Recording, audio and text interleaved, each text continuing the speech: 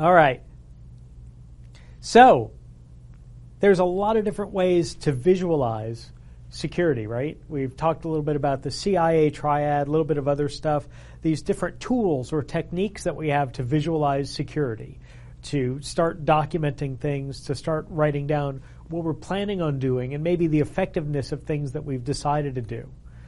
And one tool that I quite like that I've developed with a lot of my peers over the years is this solution matrix, and I never really came up with a particularly good name for this solution matrix, so I just call it the MikeDans solution matrix because I'm conceited and I wanted to name something after me, frankly.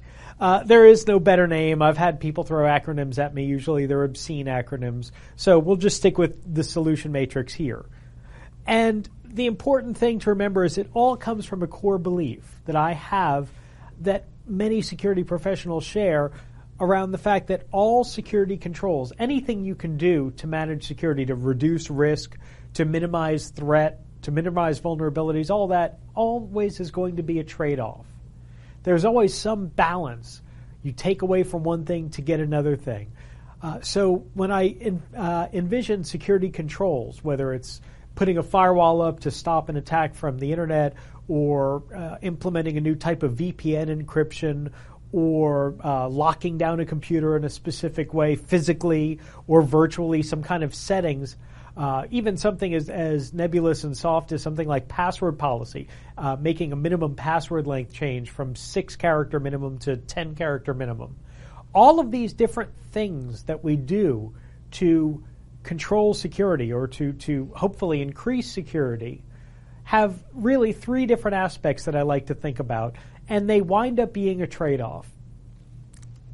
I tend to map them out right here with this kind of matrix, where the solution maps out into this control or this I'll go forward again. In fact, I'll go forward over here so I don't mess it up again.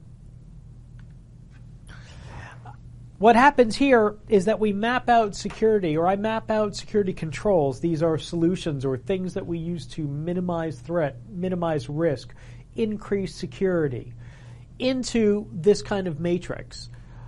Is it going to increase security? Sure. Most of the security controls or things we think about do increase security. Theoretically or realistically, they do. But what effect do they have on usability? How hard is a system? Or a control. I mentioned earlier the concept of going from 6-character passwords to 10-character passwords, which would increase security potentially, theoretically, against some types of attacks, but would also decrease usability. It's harder to remember a 10-character password or a 12-character password than it is a 6 or 8-character password. It's harder to remember a password that requires uppercase, lowercase, numbers, non-alphanumeric, kanji characters, hieroglyphics, whatever you've got in your password requirements. Those things have great impacts on security, but horrible impacts on usability. So the solution moves away from the usability side. And then the third aspect here is the cost effectiveness. So oftentimes when we implement security controls, whether they have an impact on usability or not, they have a direct cost-effective nature.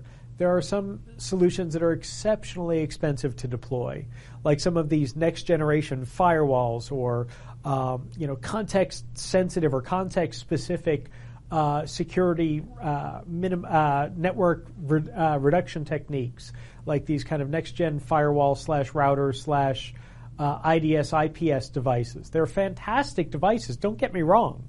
But when you're spending 6 figures on a device, you're definitely increasing security and you're increasing usability, but you're potentially not getting a lot of cost effectiveness compared to a $500 or $1,000 intrusion detection system, hardware-based intrusion detection system.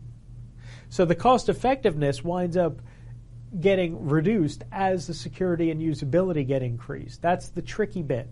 So whenever I'm looking at a solution, whatever it is, again, hard solution like a piece of hardware, a new intrusion detection system, or something more soft like a network configuration setting, password length, or account lockout policy, stuff like that, or anything in between, I tend to want to think about these 3 aspects and then plot a point.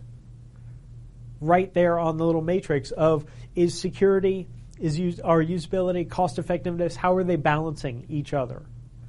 Oftentimes, I get challenged on this matrix, and the chief challenge I hear is, but Mike, the cost effectiveness is all relative. Well, sure. Actually, all three are relative. Increased security is relative. It's very contextual. It depends on the scenario. It depends on your environment.